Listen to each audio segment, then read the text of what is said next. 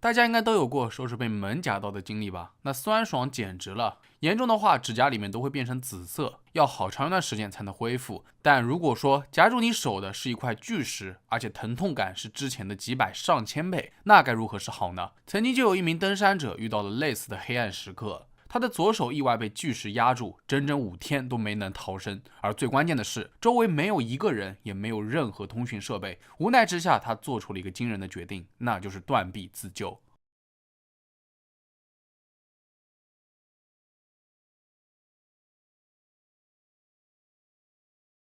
1975年10月27日，阿伦·罗尔斯顿出生于美国俄亥俄州的一个中产家庭。12岁的时候，全家搬到了科罗拉多州，这是全世界户外探险者都心驰神往的目的地。阿伦的父亲正是一名户外运动爱好者，因此跟随着父亲的脚步，阿伦也彻底爱上了穿越峡谷的徒步之旅。高中毕业之后，阿伦在匹兹堡的卡内基梅隆大学学习机械工程。除此之外，他还颇有语言和音乐天赋，精通法语的同时又弹得一手好钢琴。当然，任何爱好都比不上户外运动。阿伦最喜欢的就是攀岩登山，只要有空就会去爬山。然而5年的社畜生活让阿伦彻底厌倦了这种千篇一律的日子，于是他下定决心辞去了英特尔公司工程师的工作。其实一直以来，他都有个终极目标，就是登上北美最高峰6190米的麦金利峰。于是辞职后的阿伦回到了科罗拉多州，开始全身心的投入到登山运动中。自从开始全职登山后，阿伦的登山事业搞得如火如荼。他先给自己定下一个小目标，就是独自攀登科罗拉多州所有海拔超过4270米的山峰，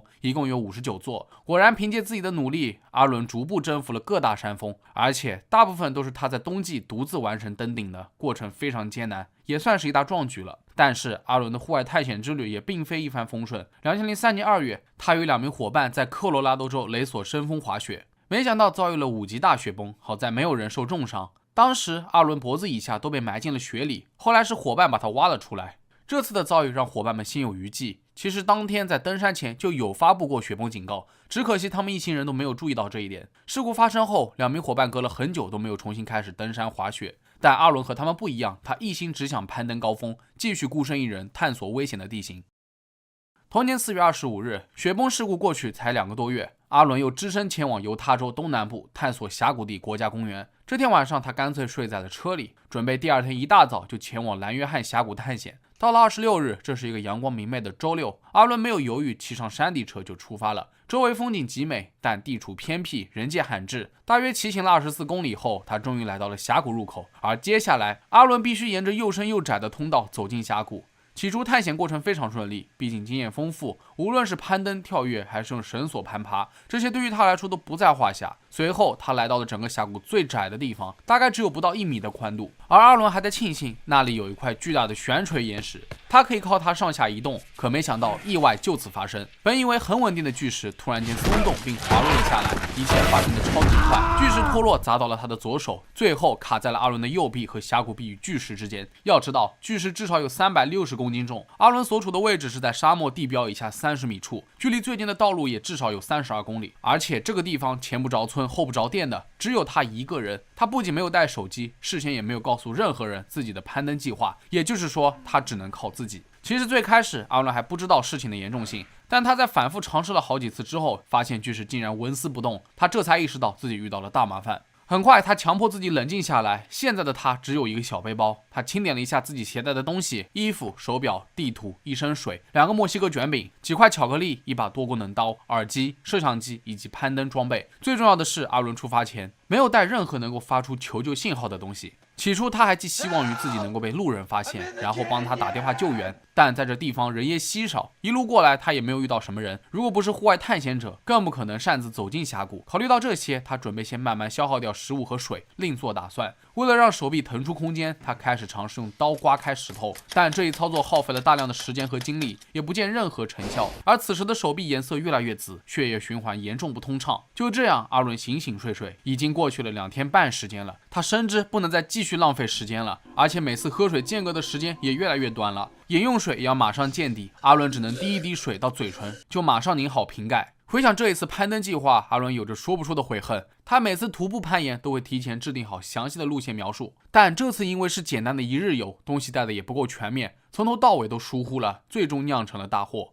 时间一点一点的流逝，饮用水一滴都不剩了。阿伦只能被迫喝尿。为了撬动巨石，他还用攀岩夹和绳索设计了一个巧妙的滑轮系统，试图将巨石吊起。但事实证明，这些努力都是徒劳。攀岩绳具有弹性，他无法获得所需要的支撑力。到了被困的第3天，他开始有些精神错乱。他知道，想要释放手臂，就必须要砍断骨头。于是他尝试用小刀在皮肤表面进行切割，还准备了止血带。可是这刀实在是太钝了，根本就做不到。阿伦感到了深深的绝望，因为这把刀只是购买手电筒的赠品，很是廉价。当时他还沾沾自喜，没想到这几乎要断送了他自己的后路。到了第4天，看着这把不够锋利的刀子，阿伦有些认命了。饥饿、缺水、寒冷，任何一样都有可能打垮他。他预感自己肯定活不过今晚，于是用小刀在峡谷壁上刻下了自己的名字、出生日期、推测的死亡日期，另外还有字母 RIP。最后，阿伦对着摄像机镜头与家人和朋友们一一告别，然后便睡了过去，一切都听天由命。可谁知这天晚上，阿伦意识时而清醒，时而模糊，像是出现了幻觉。他看到自己少了半截手臂，正在和一个男孩玩耍，场面非常的温馨。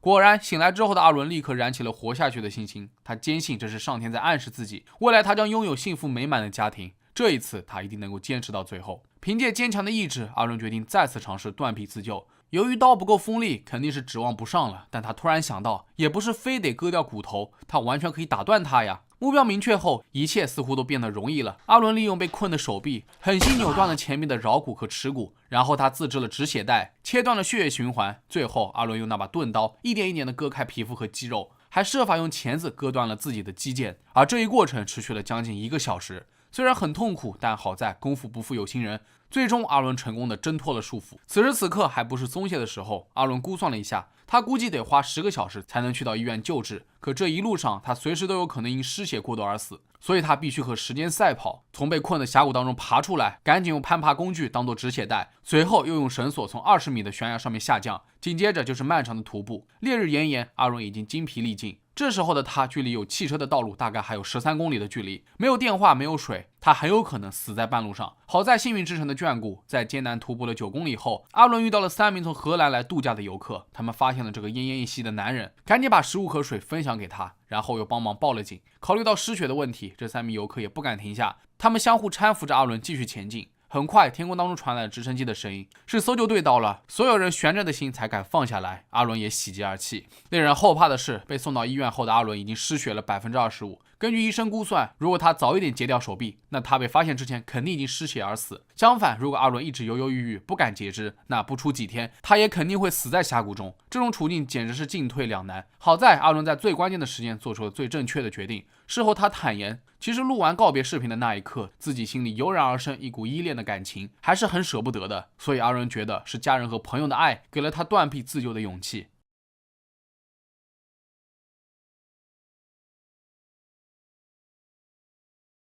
事后，阿伦装上了假肢，等完全康复后，他便继续开始自己的攀登事业。实际上，这起事故是阿伦人生当中非常重要的转折点。一方面是大难不死的幸运，而另一方面，阿伦幸存的故事在世界范围内引起了很大的轰动，各大媒体纷纷邀请他上台诉说自己的经历，他被称之为生存的奇迹。2004年9月，阿伦成功出版了自传书《进退两难》，而且很快被推上了畅销榜。当然，他没有忘记自己的登山事业。在2005年，他成为了在冬季独自攀登科罗拉多州所有海拔超过4270米山峰的第一人。2010年11月5日，由英国导演丹尼·博伊尔执导的电影《127小时》在纽约和洛杉矶上映。以上用的电影片段都是出自于此，这是根据阿伦真实事件改编的。据说电影当中断臂的场景由于太过真实，导致一些观众观看后直接晕倒，而阿伦本人觉得这部电影更像是一部属于自己的纪录片，一切都太真实了。后来他的名气越来越大，他决定当一名励志演说家，用自己断臂的经历鼓励来自世界各地的人，只有在绝境当中爆发，才能重获新生。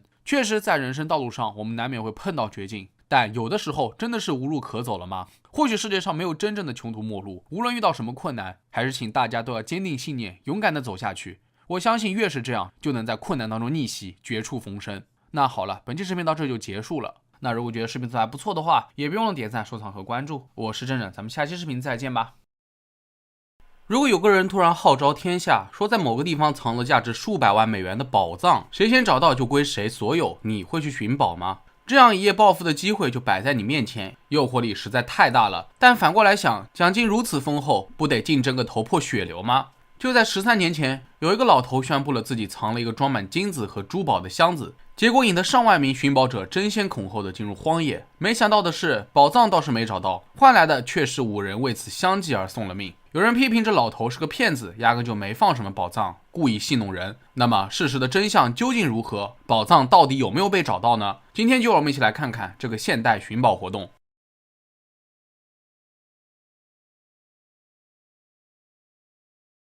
弗雷斯特·芬恩是一位来自美国新墨西哥州的艺术品经销商，也是寻宝活动的发起人。在1988年之前，弗雷斯特都过着富裕的生活。他早年在越战期间是美国空军的一名战斗机飞行员，业余时间喜欢跟随考古队前往不同的国家挖掘文物。服役期间，弗雷斯特不仅获得了很多荣誉，也从许多生活潦倒的艺术家手里购买了雕塑等艺术品。退役后，弗雷斯特便在新墨西哥州圣达菲开设了自己的艺术画廊。到了20世纪80年代，弗雷斯特所拥有的藏品不仅数量多，还都极其珍贵。据说当时他每年的收入就高达600万美元，身价一年比一年高。可是就在1988年，弗雷斯特被诊断出患有肾癌，这个消息简直是晴天霹雳。他深知留给自己的时日不多了，可这么多藏品，他该如何处理呢？这不，现实版的寻宝活动就诞生了。弗雷斯特花了将近10年的时间来准备奖品。他用一个来自12世纪的罗马式密码箱，里面装满了珍贵的文物，比如前哥伦布时期的黄金雕像，镶有红宝石和祖母绿的古董珠宝，史前的金镜子，用玉石雕刻的中国古代面具等等。除此之外，他在箱子里面还放了一些金币、鸡蛋大小的金块，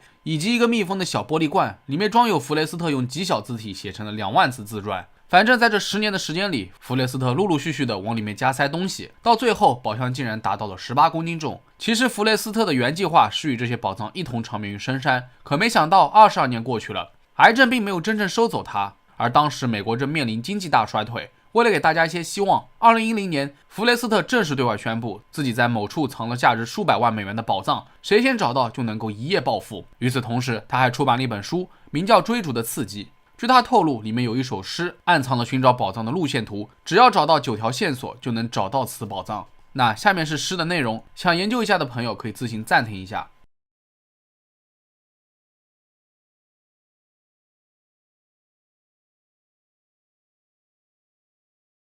其实之所以这位富豪会如此特别，和他从小就爱读有关于海盗、牛仔和印第安人的冒险故事有关。他希望更多的人前去探险，体验到荒野的魅力。而消息一出，立刻引起了大批狂热的追随者。有些人不惜辞掉了工作，全身心投入到寻宝事业中。很快，网络上出现了专门讨论宝藏所在地的论坛和网站，每天都有不少大神剖析这首诗。他们详细研究了每个单词，做出了各种解析，并进行各种尝试。在很多人看来，这不仅仅是寻宝游戏，更像是解谜游戏。虽然竞争对手颇多，但并不妨碍寻宝者在论坛上分享自己的进展和见解。论坛常年热火朝天。据分析，这些宝藏被埋葬在落基山脉海拔5000英尺的某个地方。其中，弗雷斯特还特意提到，要从温暖的水域停止的地方开始狩猎，然后在峡谷当中找到它。对于这句话的深意，许多人都认为，宝藏所在的位置就是落基山脉的众多温泉之一。不过还有一部分人相信，这代表河流内温水变成冷水的节点，因为弗雷斯特平时喜欢钓鳟鱼，而鳟鱼只喜欢待在冷水中，通常在溪流和某些特定的地方，温水会变冷就能找到鳟鱼，这就能和温暖的水域停止的地方这句话联系起来，也标志着寻宝之旅的开端。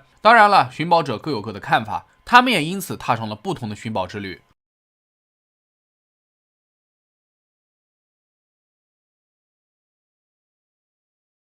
据统计，大约有数万人参加到了这个寻宝游戏中。没办法，财富的诱惑力实在是太大了，许多人怀着一腔热血出发，却对即将面临的荒野场景不知所措，大多都败兴而归。与此同时，弗雷斯特每天都会收到数以万计的邮件，都是在打听宝藏位置的。更有人跟踪了弗雷斯特的孙女，设法获得宝藏的准确位置，最后锒铛入狱。而最可悲的莫过于有5个人在追求财富的过程当中不幸遇难。2016年1月5日，54岁的寻宝者兰迪·比利尤带着小狗，乘坐着小木筏前往圣达菲西北部的格兰德河。10天之后，他被报告失踪。然而，除了兰迪的狗和木筏，搜救队并没有找到其他的东西。直到7个月后，兰迪的骸骨在格兰德河沿岸被发现。为此，兰迪的妻子痛骂弗雷斯特是个大骗子，更是直指寻宝活动从头到尾都是一个骗局。另一位遇难者名叫艾里克·阿什比，他从小就爱冒险，喜欢户外运动。2016年，艾里克告诉父亲自己要搬到科罗拉多州，准备追逐弗雷斯特的宝藏。然而1个星期后，父亲接到了一通电话，原来在寻宝过程中，艾里克不幸淹死在阿肯色河中。电话是艾里克的同伴打来的，他他们3个人组成了临时小团体，还提前写好了合同该如何分配宝藏。事发当天，艾里克声称自己穿越过阿肯色河有数十次的经验，所以没拿救生圈，独自上了木筏。随后同伴只看到了一只空木筏，不见他的踪影。艾里克很有可能是被激流冲走了。果然他们顺流而下，发现了艾里克的尸体。然而悲剧尚未结束，2017年的夏天又有2名男子死亡。杰夫·墨菲在黄石国家公园的悬崖意外失足坠落，当场死亡。大约在同一时期，一位名叫帕里斯·华莱士的科罗拉多州牧师出发前往格兰德河搜寻宝藏。他在水位很高的时候选择了独自过河。4天之后，他的遗体在格兰德河下游几英里处被发现。最后一名遇难者是53岁的迈克尔·塞克森，他确信自己掌握了正确的宝藏位置，那是在科罗拉多州和犹他州边界的恐龙国家纪念碑。迈克尔曾经去过10几次，但这次需要有人帮忙开车，于是叫上了好朋友史蒂文·英洛。2020年2月下旬，本以为只需要徒步3-4个小时，于是迈克尔把大部分补给品都放在了卡车上，他们租了一辆雪地摩托就出发了。随身携带的只有一些糖果、几个能量棒和少量的饮用水。然而，真实的徒步距离远比他们想象中的还要远。他们翻过了一座又一座山，已经精疲力尽，但又迷失了方向，被困在了冰天雪地里。更可怕的是，即便爬到了地势较高的地方，迈克尔都找不到信号进行求救。由于过度缺水，史蒂文甚至开始喝起了自己的尿液，而迈克尔拒绝如此。2天时间，他就因为体温过低而去世，而史蒂文最终等到了直升机救援。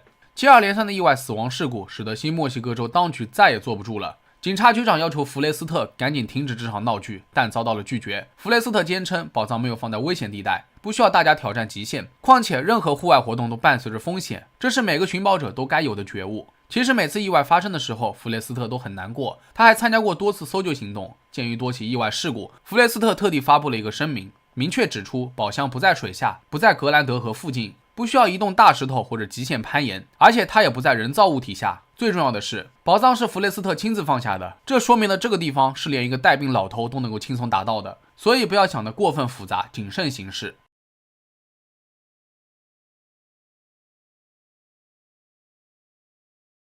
显然，意外事故没有吓退勇敢的寻宝者，他们继续在落基山脉徒步旅行，希望自己是那位幸运儿。当然，由于宝藏迟迟没人找到，很多人开始怀疑活动的真实性，甚至还有人辟谣弗雷斯特一直在暗中观察，每次有人接近宝藏，他都设法将其转移，搞得风波不断。终于在2020年的6月，弗雷斯特正式宣布宝藏已经被找到，寻宝游戏正式结束。一夜之间，多少人的报复梦破碎，他们气急败坏，感觉自己被耍了，试图起诉弗雷斯特和这位身份不明的发现者。但很快，弗雷斯特发布了一张照片，是对方发给他的，完全证实了这一点。另外，为了证明自己没有破坏规则，更换宝藏位置，弗雷斯特在宝箱被找到后，第一时间联系了黄石国家公园的首席护林员莎拉·戴维斯。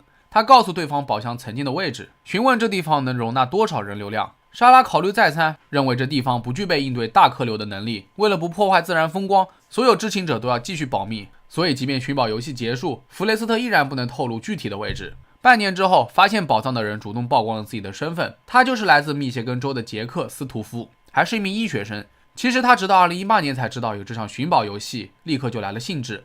杰克从小就很喜欢解密类的电视剧或者书籍，这寻宝游戏直接让他回忆起了青少年时期的冒险梦想，整个人都充满了干劲。要知道，医学生的日常枯燥乏味，杰克本就对此不感兴趣，于是利用碎片时间，他开始潜心研究弗雷斯特的自传书籍，包括有关于他的采访，从而深入了解了弗雷斯特的性格和动机。因为担心失败后会被家人朋友嘲笑，杰克所做的一切都是保密的。没想到2020年6月6日，就是那个星期六，杰克花了25天，终于在怀俄明州找到了宝箱。他激动不已，当天就开长途来到了圣达菲，找弗雷斯特证实。起初杰克并不想透露身份的，但事后弗雷斯特遭受了太多的谩骂和争议，即便他发出了一些照片，仍然有人不相信。到了7月，弗雷斯特还与杰克讨论，或许应该透露发现他的模糊位置。但同年的9月7日，弗雷斯特在家中去世，享年90岁。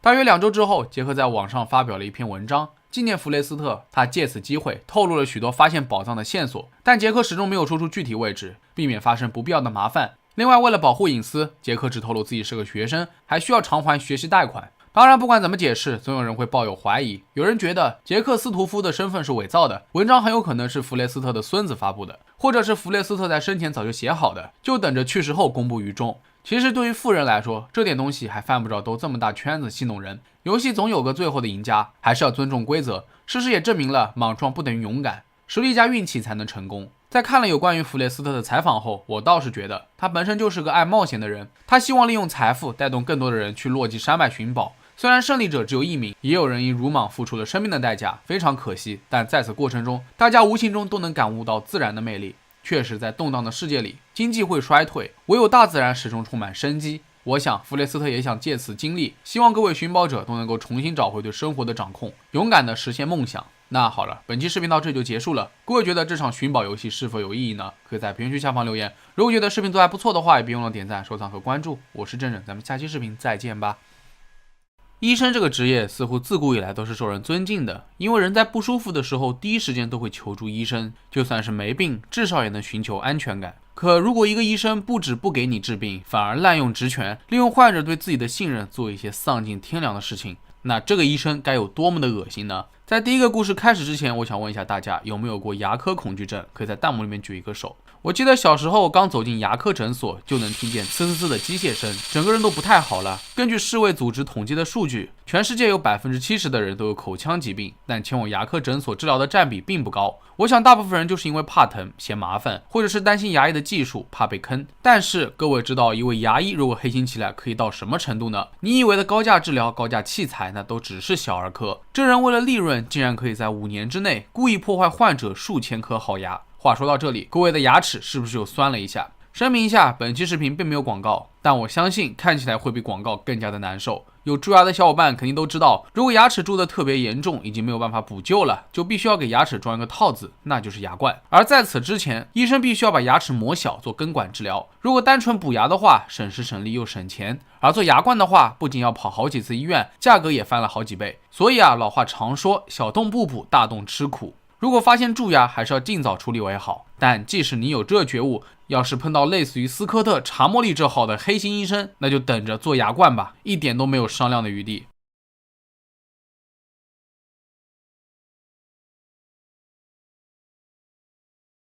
在美国威斯康星州有一家牙科诊所小有名气，它名叫杰克逊家庭牙科。方圆几公里城镇当中的居民，但凡出现口腔问题，都会首选这里。该牙科诊所的创始人兼主治医师名叫斯科特·查莫利，他待人热情，工作细致，30多年的从业经验似乎更值得信赖。因此，每当碰到牙齿问题，患者对于斯科特的诊断完全是深信不疑的。可没想到，斯科特医生竟然如此心术不正。托德是他的一名患者，因为牙齿酸痛，他前往杰克逊家庭牙科就诊。本以为是小的问题，没想到斯科特非常严肃地告诉他，这颗烂牙坏在2颗牙齿中间，很难处理，唯一的办法就是要安装2颗牙冠，而且他还建议一次性装完2个，省得麻醉2次。考虑到对方是专业人士，虽然牙齿只是轻微酸痛，并没有影响正常生活，但托德还是选择相信他，乖乖交了钱，装了2颗牙冠。但谁也不知道的是，斯科特磨掉的是托德的好牙。当然，和托德有相同经历的患者不计其数。每当患者犹豫要不要做牙冠手术的时候，斯科特都会使出杀手锏，就是安排患者拍一个 X 光。他会随便指一条线或者一个点，大言不惭地介绍道，这就是牙齿坏掉的部分，如果再不做牙冠，以后可能就得拔牙、种牙，这些费用可不是什么小数目。一般话说到这份上，患者的心理防线基本都已经被打破，就此妥协。据统计，从2016年到2019年，杰克逊家庭牙科所做的牙冠手术数量远超其他诊所，获取利润超过420万美元。还有数据显示，斯科特每年至少要做700次牙冠手术，多的时候要超过1000次。而在威斯康星州，每100名患者当中，牙医平均会做6次牙冠修复手术，可到了斯科特手里，他的平均次数高达32次。另外，斯科特向保险公司提交了大量人为损害的牙齿 X 光片，来证明手术的必要性。但如果碰到牙科保险公司拒赔的情况，斯科特也不会罢休。要知道，捏造事实可是他的看家本领。贝利·拜尔曾经是斯科特的牙医助理。之所以离开诊所，是因为贝利觉得工作氛围很奇怪，牙科手术搞得像推销一样。在他看来，如果患者的牙齿情况很糟糕，那就必须要做手术；但如果还没有坏到要做手术的程度，那就应该不做，而不是要搞得模棱两可，有商量的余地。身为牙医助理，贝利最重要的工作任务之一就是要想方设法帮助斯科特劝说患者同意手术。根据贝利透露，其实斯科特以前也没有这么过分，但自从诊所搬进更大的地方，可能碍于房租成本等压力，斯科特咨询了市场营销的专家，对营销的态度直接180度大转弯。他开始鼓励工作人员反复向患者进行推销。而这确实奏效了。随着患者增多，手术时间也安排得非常紧张，拍 X 光的频率也远超其他牙科诊所。通常来说，牙科手术的大部分费用可以申请保险公司报销，患者还需要自费一小部分。所以斯科特频繁拍 X 光，也是因为这样申请的保险理赔会更加的容易一些。于是贝利厌倦了这样的工作，他选择辞职。但他怎么也没想到，斯科特竟然会无耻到故意破坏患者的牙齿，好让自己赚更多的钱。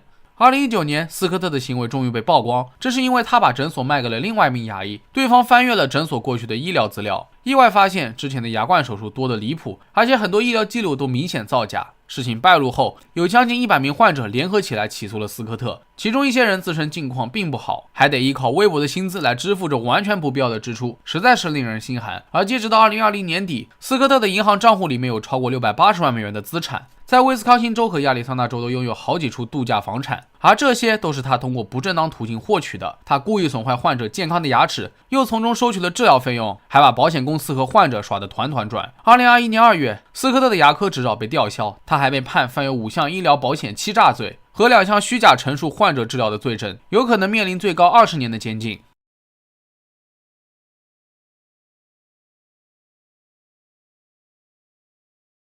那如果说斯科特的行为已经可以让你们咬牙切齿的话，那比起接下来的这位无良医生，磨掉点牙齿还真算不上什么大事。法里德·法塔是来自美国底特律的一名知名肿瘤学家，事情败露后，他也成了致命的化疗罪犯。简单点来说，就是法里德严重误导患者，在只需要观察病情发展的阶段就安排他们做化疗。另外，为了降低成本，有些患者明明需要特殊的化疗处方，法里德却又故意无视这一需求。随着患者数量的增加，法里德变得更加贪得无厌，甚至开始让那些已经步入临终关怀的患者重新接受化疗，反反复复，为的就是申请更多的医疗保险。反正到了法里德手里的患者，直到生命的最后一刻，仍然有被榨干的价值。据统计，法里德总共为553名患者进行了2007次的多余注射。最关键的是，这些治疗不仅都是没有必要的，而且还有可能对患者造成致命的危害。另外，还有医学专家指出，大概每位肿瘤学家每年都会购买1万美元的药物，但法里德每年在药物治疗上面至少要花费5万美元。对此，他有一套看似完美的解释，他吹嘘自己的治疗方案具有革命性，因此剂量远超平均数值也完全合乎情理。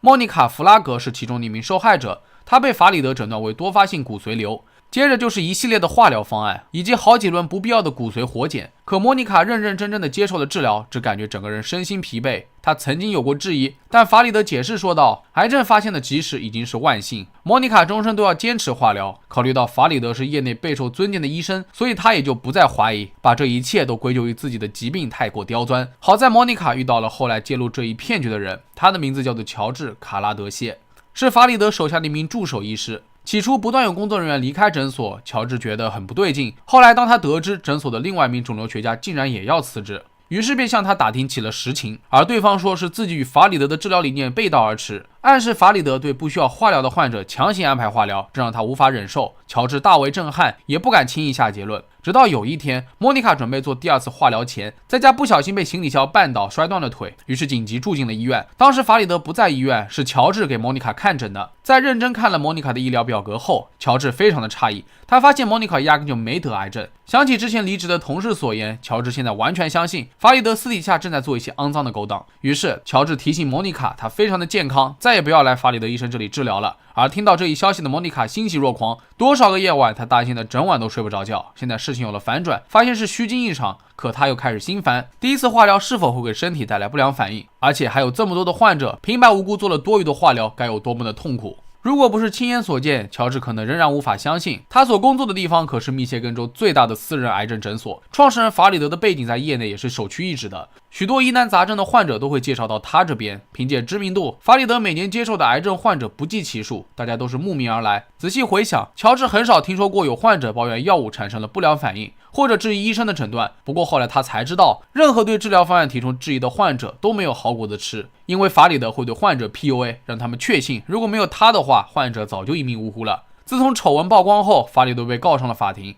在与受害者与其家属对峙的过程中，法里德一脸漠然，他丝毫没有流露出一丝悔恨。所有人都无法接受他曾可是业内的权威人士，给多少癌症家庭带去了最后的希望。可到头来，法里德为了一己私利，摧残了患者的肉体与灵魂，简直就是个十恶不赦的大骗子。据调查，在2015年的时候，法里德共计给553名患者进行了没必要的治疗，又通过弄虚作假，从保险公司骗取了1760万美元的巨款。最终，他因欺诈罪被判处了45年监禁，并向以前的患者及家属赔偿了626万美元。法官也表示，见识过很多医疗保险欺诈案件，大多数都只是与金钱相关，而在法里德的案子中，他所赚到的每一分钱都是建立在患者的痛苦之上的。可悲的是，刑期有限，但患者所承受的痛苦是无限的。一想到这么多年来，法里德竟然还能心安理得地躺在大豪宅里面享受，真是印证了人性的恶意。为了金钱，有些人可以多么的丧尽天良。那好了，本期视频到这就结束了。各位对于这些无良医生有什么看法，可以在评论区下方留言。那如果觉得视频做得还不错的话，也别忘了点赞、收藏和关注。我是郑郑，咱们下期视频再见吧。